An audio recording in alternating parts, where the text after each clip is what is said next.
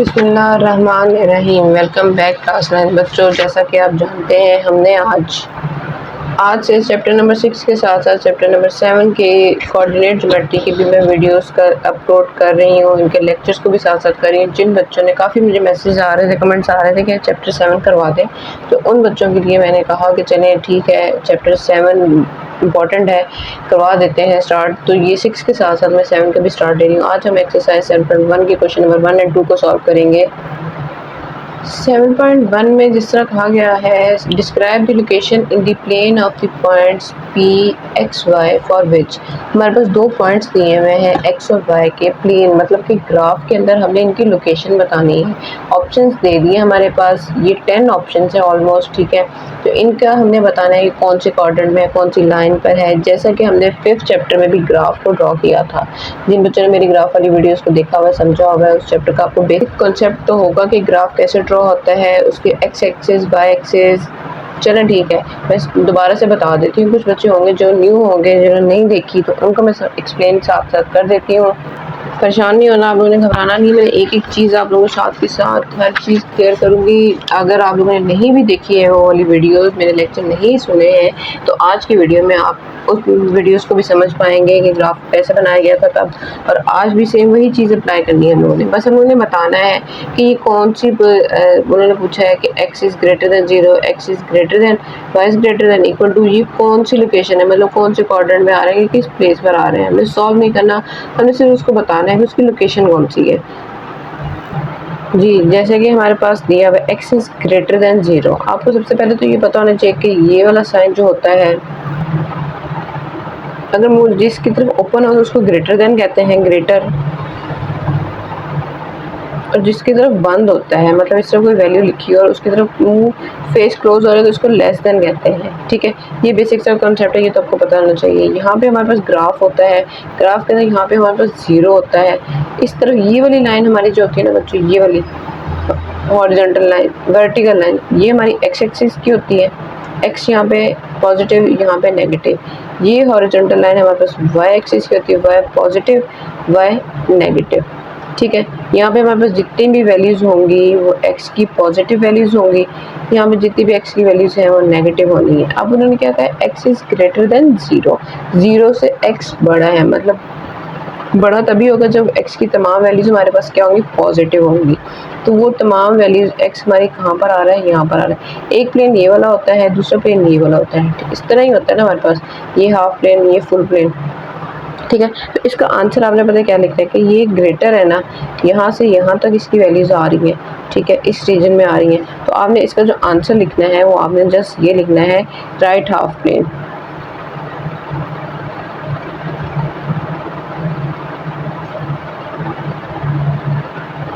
ठीक है, सिंपल, ये इसका आंसर है। उसके बाद पार्ट 2 हमारे पास दिया है, x is greater than 0 and y is equal to 0। अब सेम वही चीज़ है, एक्स 0 ग्रेटर होना चाहिए और वाई क्या होना चाहिए, 0 होना चाहिए। तो इसके लिए देखें, ये हमारे पास एक्स यहाँ पे ग्रेटर है, ठीक है, एक्स की तमाम वैल्यूज़ यहाँ पे हमारे पास पॉजिटिव है, ये एक्स एक्सिस है, यहाँ पे नेगेटिव है, ये वाई एक्सिस है, ये वाई नेगेटिव है, ठीक है। तो यहाँ पे पॉजिटिव है और एक्स वाई है ना, वो इस लाइन के ऊपर हमारा 0 है, इस लाइन के ऊपर 0 है, ठीक है। यहाँ पे वाई हमारा 0 होगा, इक्वल टू 0, ठीक है, क्योंकि ये देखें यहाँ पे वाई 0 है, यहाँ पे अगर आप ऊपर चलते जाएं तो ये 1 2 3 होता जाएगा। तो इसका मतलब क्या हुआ कि यहाँ पे ये 0 होने के साथ साथ ये कौन से क्वाड्रेंट में आ रहा है, ये फर्स्ट क्वाड्रेंट में आ रहा है, ठीक हो गया जी बच्चों। पार्ट 2 हमारे पास दिया हुआ है कि x is greater than 0 and y is greater than 0, मतलब x भी बड़ा है और y की वैल्यूज़ भी जो है वो भी बड़ी हैं, 0 से वो बड़ी हैं। तो 0 से बड़ी यहाँ पर है, इस रीजन में आएगी। x की तमाम वैल्यूज़ जो बड़ी होती हैं 0 से, यहाँ पे 0 है, 1 2 3 4 5 इसी तरह। y की भी इसी तरह, ऊपर को पॉजिटिव है और नीचे को नेगेटिव है, तो वो यहाँ पर आ रही हैं। तो इसका मतलब क्या होगा, इसका आंसर जो हमारे पास आएगा वो क्या आएगा, first quadrant,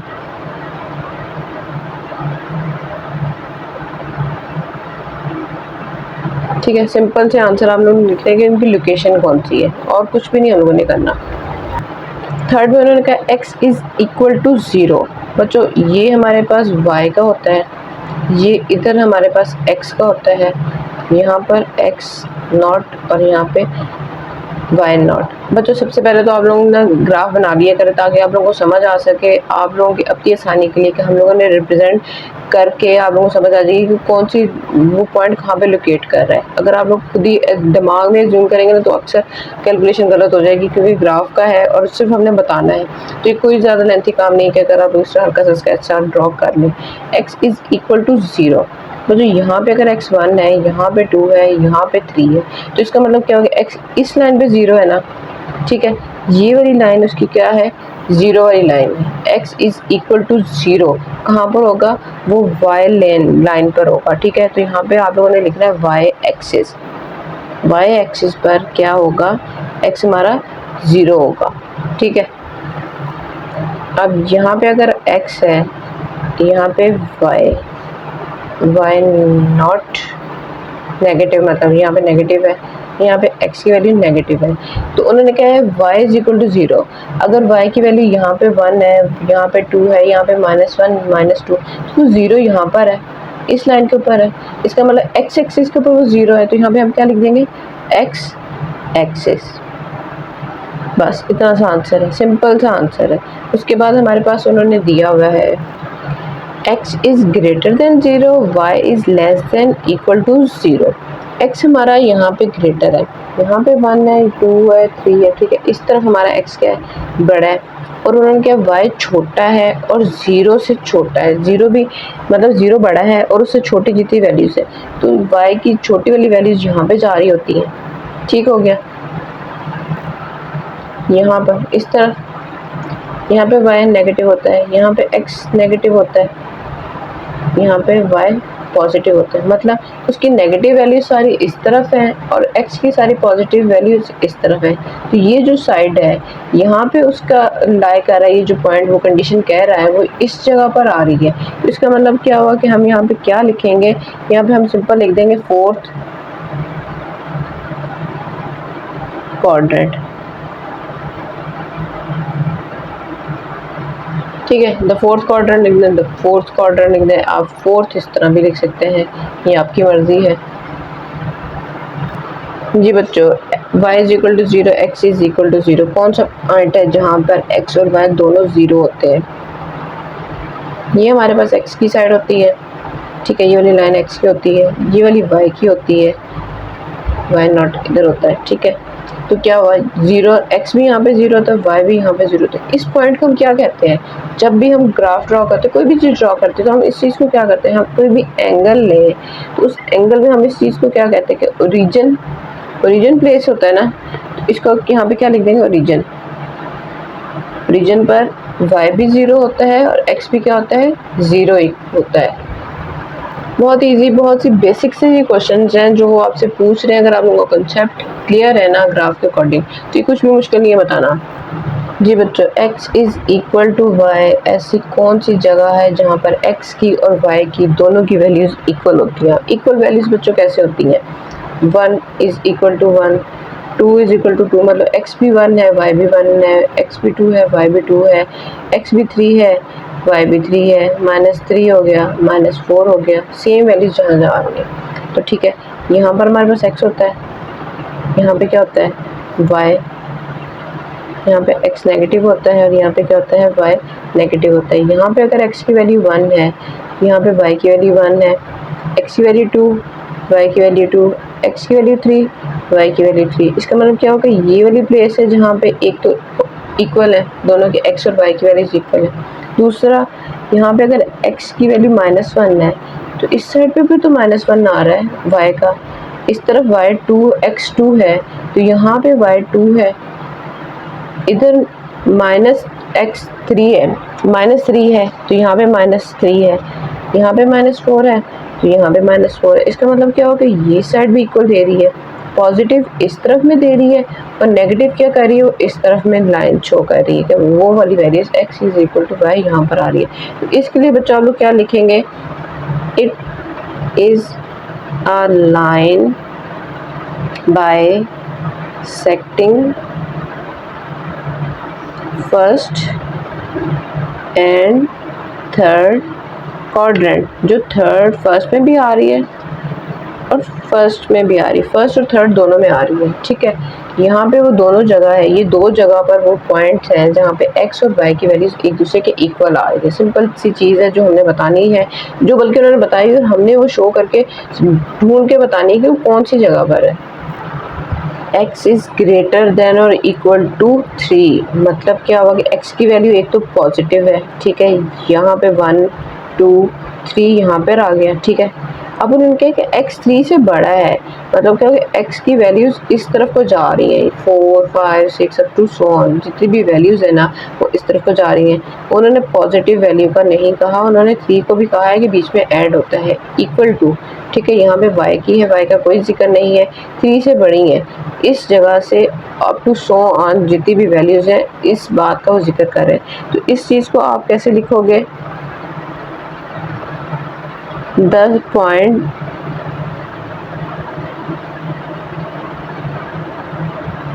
lying on and right side of line x is equal to 3।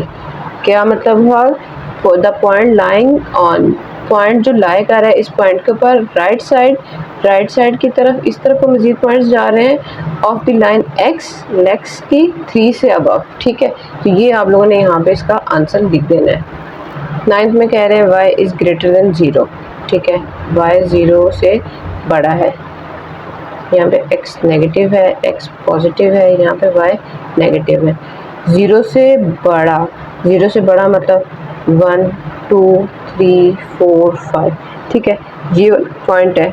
तो इसका आंसर आप इस तरह लिख दोगे, the points lying above the x axis, जितने भी एक्स एक्सिस अबव आपके पॉइंट्स हैं ना वो क्या हैं, वो y से ग्रेटर देन 0 है। तो आप यहाँ पे लिख दो the point lying above the x axis, ठीक है। जो पॉइंट्स तमाम x एक्सिस से ऊपर को जा रहे हैं, मतलब ये x का रीजन है ना, उससे ऊपर जितने भी जा रहे हैं वो क्या है, y ग्रेटर देन 0 है, 0 यहाँ पर है, और उससे बड़े जितने भी पॉइंट्स हैं ना y के, वो ऊपर की तरफ है। तो हमने क्या लिख दिया कि x एक्सिस जो ऊपर की तरफ पॉइंट्स हैं और जितने भी हैं वो क्या है, बड़े हैं। लास्ट पार्ट है इस क्वेश्चन का बच्चों, x एंड y है ऑपोजिट साइन, मतलब ऑपोजिट साइन जिसके अंदर हो, एक x पॉजिटिव हो दूसरा x नेगेटिव हो। यहाँ पर अगर ये हमारे पास 4 क्वाड्रेंट्स होते हैं, ठीक है, ये x का होता है, ये y का होता है, ये x नेगेटिव होता है, ये y नेगेटिव होता है। अब इसके अंदर क्या होता है, इस सेट के अंदर यहाँ पे x अगर पॉजिटिव है ना तो y भी क्या है, पॉजिटिव है, ठीक है। इस तरफ क्या होता है, x नेगेटिव होता है और y क्या होता है, पॉजिटिव होता है। इन दोनों में देखें तो x नेगेटिव है, y भी नेगेटिव है। यहाँ पे क्या है, x पॉजिटिव है और y क्या है, नेगेटिव है। अगर आप लोगों को कोऑर्डिनेट्स की उनके पॉइंट्स की अच्छे से समझ है ना बच्चों, तो ये आप लोग इजीली कर सकोगे। देखो यहाँ पे ये पॉजिटिव था तो ये x पॉजिटिव हो गया, y भी पॉजिटिव है। अब उन्होंने कहा है कि आप लोगों ने ऑपोजिट साइन वाले बताएं कि x और y ऑपोजिट साइन कौन कौन से क्वाड्रेंट में है। तो बच्चों अगर देखें ऑपोजिट साइन तो यही है ना, नेगेटिव और पॉजिटिव। यहाँ पे दोनों प्लस के हैं, यहाँ पे दोनों माइनस के हैं, ये प्लस का, ये माइनस का, ये प्लस का, ये माइनस का। ये हमारे पास फर्स्ट क्वाड्रेंट होता है, ये सेकंड क्वाड्रेंट है, ये थर्ड क्वाड्रेंट है और ये फोर्थ क्वाड्रेंट है। ये तो अब तक आप लोगों को अच्छे से पता होगा, नहीं पता तो चले याद कर लीजिएगा। ये फर्स्ट सेकंड थर्ड को एंटी क्लॉकवाइज हमारी रोटेशन होती है फर्स्ट सेकंड थर्ड फोर्थ में, ठीक है।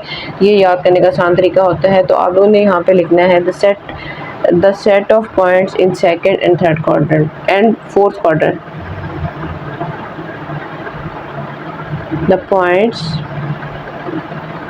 in second and fourth quadrant, ठीक है।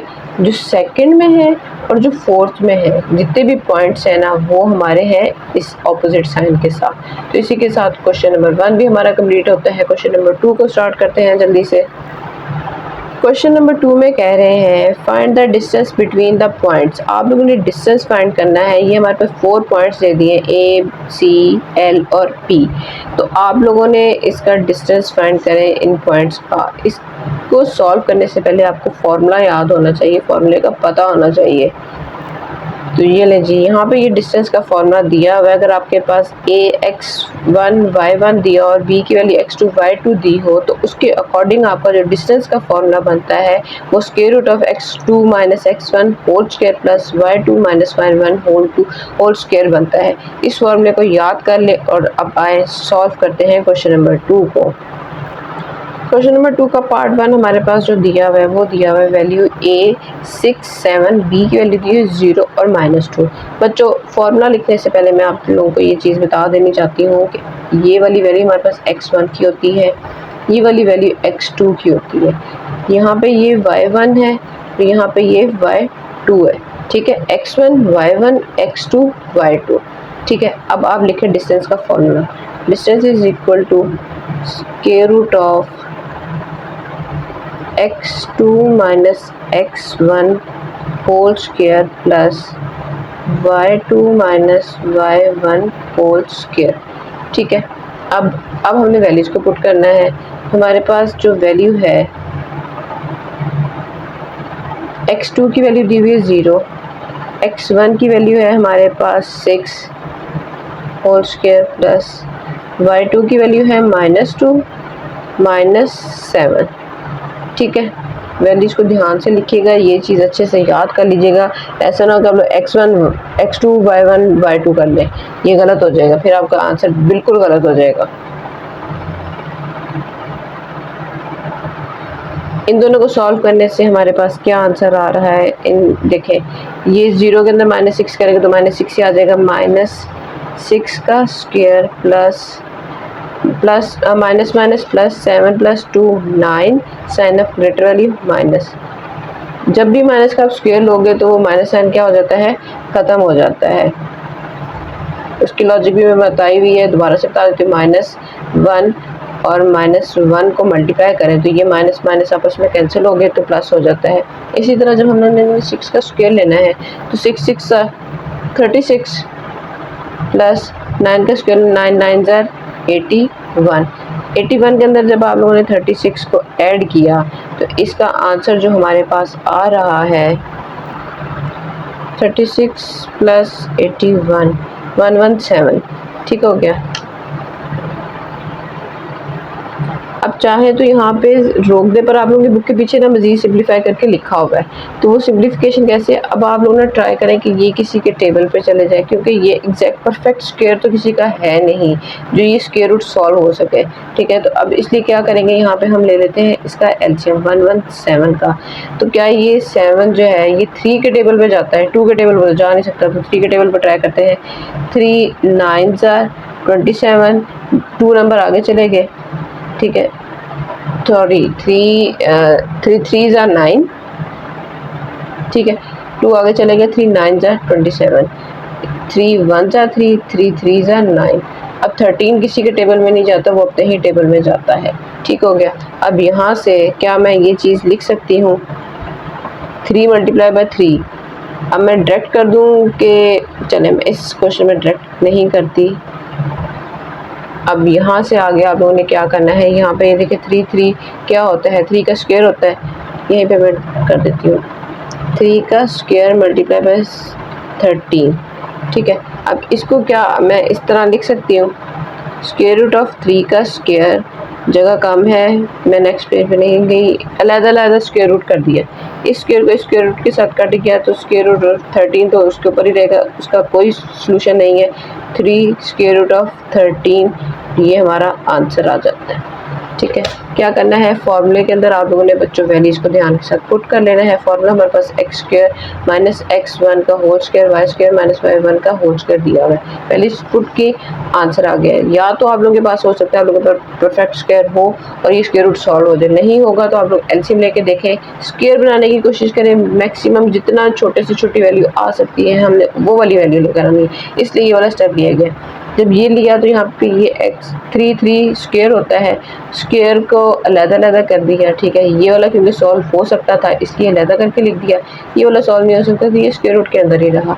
जब ये कैंसिल हो गया, ये 3 इसके साथ मल्टीप्लाई हो रहा था तो वही चीज़ हमने लिख दी और इस तरह करके इसका आंसर आ गया। पार्ट 2 की तरफ चलते हैं जी बच्चों। पार्ट 2 हमारे पास दिया हुआ है, ये वाली वैल्यू हमारे पास x1 की है, ये वाली वैल्यू x2 की है।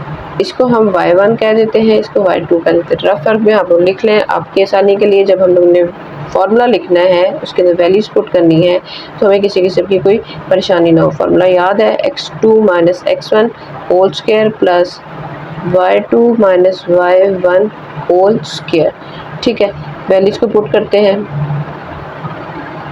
x2 की वैल्यू हमारे पास 3 दी हुई है, x1 की वैल्यू हमारे पास -5 दी हुई है, तो माइनस माइनस क्या हो गया, प्लस हो गया, ठीक है।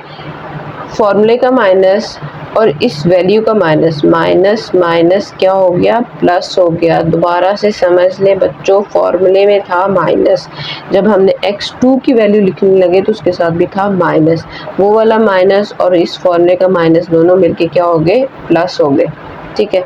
अब यहाँ पे y2 की वैल्यू क्या दी हुई है, 2 माइनस y1 की वैल्यू क्या है, -2, तो ये वाला माइनस और फॉर्मूले का माइनस क्या हो गया, प्लस हो गया, 2 आ गया। 5 + 8 5 + 3 8 का स्क्वायर प्लस 4 का स्क्वायर, ठीक है। अब आगे क्या करेंगे हम, अब क्या 8 का स्क्वायर कोई होता है, नहीं, 8 का तो स्क्वायर नहीं बनता है। कहने का मतलब ये है कि स्क्वायर रूट तो नहीं कट हो सकता ना जब तक हम लोग इस स्क्वायर को अंदर से ख़त्म नहीं कर लेते। तो ये स्क्वायर हम ओपन कर लेते हैं, 8 का स्क्वायर लेंगे तो क्या होता है, 8 8 = 64 और 4 4 = 16। जब इन दोनों वैल्यूज़ को ऐड किया तो ये हो गया 80, ठीक है। 6 4 10 0 यहाँ 1 6 7 8 80 हो गया, ठीक हो गया। 80 को ट्राई करके देखते हैं क्योंकि 80 तो किसी का परफेक्ट स्क्वायर नहीं है, 80 का एलसीएम ले लेते हैं, ठीक है। 2 के टेबल पे लेना है तो 2 के टेबल पे ले लें, 2 4s are 2 20s are 2 10s are 2 5s are 5 1s are, ठीक है। अब यहाँ पे क्या चीज़ हुई है, ये पेयर और ये पेयर हमने स्क्वायर बनाना है ना बच्चों, तो 2 का स्क्वायर मल्टीप्लाई बाय 2 का square is equal to multiply by 5। 4 time 2 आना है ना, तो 2 का स्क्वायर और 2 का स्क्वायर लिखते क्योंकि हमने स्क्वायर रूट को कट करना है, मल्टीप्लाई बाय 5 वो अकेला ही रह गया। हर किसी के ऊपर स्क्वायर रूट को आप अलग-अलग कर दें, 2 का स्क्वायर मल्टीप्लाई 2 का square multiply square root of 5, ये स्क्वायर रूट इसके साथ कट गया, ये इसके साथ कट गया, 2 multiply by 2 multiply by square root of 5, 2 2s are 4 4 square root of 5 इस क्वेश्चन का आंसर आ गया है। सिंपल सी चीज़ थी बच्चों, फार्मूले के अंदर हमने क्या किया, वैल्यूज़ को पुट किया, यहाँ पे वैल्यूज जो थी नेगेटिव थी उनको और फार्मूले के नेगेटिव साइन ने क्या कर दिया, पॉजिटिव कर दिया। दोनों वैल्यूज़ को ऐड किया, स्क्वायर था, स्क्वायर को ओपन किया, ओपन करने के बाद दोनों वैल्यूज़ को ऐड कर लिया, ऐड करने के बाद हमारे पास आंसर आ रहा था 80। 80 परफेक्ट स्क्वायर किसी का नहीं है इसलिए स्क्वायर रूट सॉल्व नहीं हो रहा था, हमने क्या किया है, एलसीएम ले लिया। एलसीएम लेने से हमने पेयर्स बना ले हैं क्योंकि हमने क्या करना था, स्क्वायर बना के स्क्वायर रूट को ख़त्म करना था। स्क्वायर रूट को जब ख़त्म किया तो हमारे पास क्या रह गया, 4 रह गया, 4 स्क्वायर रूट ऑफ 5 हमारे पास आंसर आ गया। बच्चों पार्ट 3 हमारे पास दिया हुआ है, ये वाली वैल्यू यहाँ पे x1 y1 x2 y2, हमारे पास डिस्टेंस का जो फॉर्मूला है वो है square root of x2 minus x1 whole square plus y2 minus y1 whole square, ठीक है। अब हमने क्या करना है, फॉर्मूले के अंदर वैल्यूज को पुट कर लेते हैं। x2 की वैल्यू हमारे पास दी हुई है -2 -0 होल स्क्वायर प्लस -4 -3 का स्क्वायर। ठीक है, अब जब इन दोनों वैल्यूज़ को सॉल्व किया तो ये आंसर हमारे पास दे रही है -2 का square plus minus minus plus 4 + 3 7 sign of greater value minus. ठीक है, यहाँ से जब इसका स्क्वायर रूट ओपन किया तो यहाँ से हमारे पास आंसर आ गया 4 आ जाएगा, 2 2 4 हो जाता है, प्लस 7 का स्क्वायर क्या होता है 49 के अंदर हम 4 को ऐड कर लेते हैं तो ये हो जाता है 53।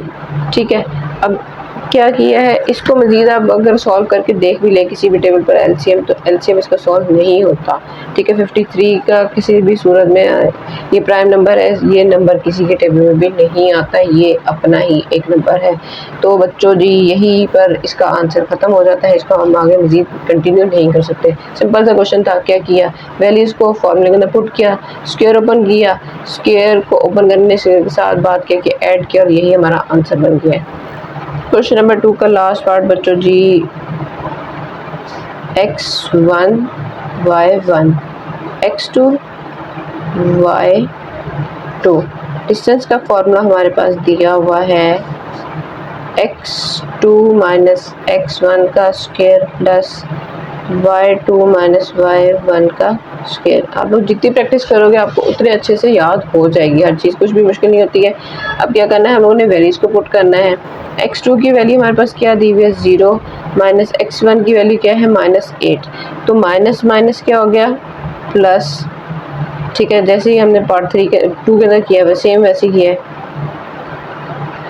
यहाँ पे y2 की वैल्यू है 0, माइनस y1 की वैल्यू क्या है -7, तो वो भी क्या हो गया प्लस स्क्वायर। जब माइनस माइनस मिल जाएंगे तो क्या हो जाएंगे, वो सिंपल सी बात है प्लस हो जाएंगे। 0 के अंदर 8 को ऐड किया तो 8 का स्क्वायर प्लस 7 का स्क्वायर, क्योंकि 0 वाहिद नंबर है जो किसी भी नंबर में ऐड नहीं हो सकता, इसलिए 8 का स्क्वायर क्या होता है हमारे पास बच्चों 8 8 64 प्लस 7 7 49। जब इन दोनों वैल्यूज़ को ऐड किया तो हमारे पास जो आंसर आ रहा है ना वो आ रहा है स्क्वायर रूट ऑफ 113। अब ये भी वो नंबर है जो मज़ीद किसी टेबल पे भी नहीं जाता, आप इसको जितना मर्जी सॉल्व करके देख लें, 2 के टेबल पे देख लें, 3 के टेबल पे देख लें, ये सॉल्व नहीं होगा। ठीक है, तो इसलिए क्या करना है, इसका आंसर भी यहीं पर एंड हो जाता है। ये देख लें, सिंपल सा फॉर्मूला था, फॉर्मूले के अंदर हमने क्या किया, वैल्यूज़ को पुट किया, सॉल्व किया, स्क्वायर बन गया, स्क्वायर को ओपन किया, ऐड किया और हमारे पास आंसर आ गया। इसी के साथ बच्चों आज का लेक्चर एंड होता है। उम्मीद करती हूँ आपको आज के दोनों क्वेश्चन बहुत अच्छे से समझ आ गई होगी। फिर भी कहीं पर भी कोई भी प्रॉब्लम हो तो आप मुझे कमेंट करके पूछ सकते हैं।